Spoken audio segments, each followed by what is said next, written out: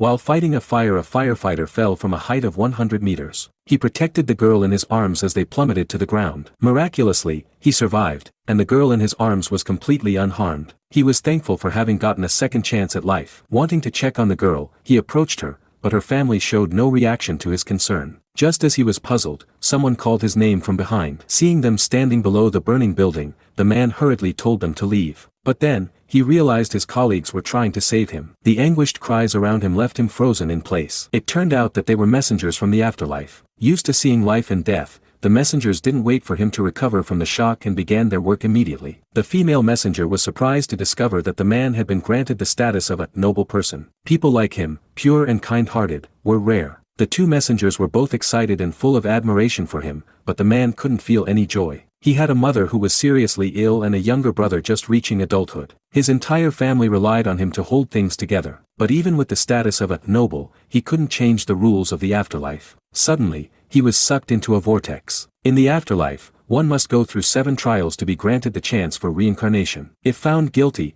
they would endure brutal punishment in the underworld. Soon, they arrived at the court for judgment. Because of his noble status, the man received priority in the trial process. However, upon entering hell, the 3 messengers were stunned. They had arrived in a fiery hell meant specifically for murderers. Since the order of trial is from lightest to heaviest, it meant that the man's alleged murder was the least serious of his offenses. The man was confused as well. As a firefighter, he only saved lives, he had never killed anyone.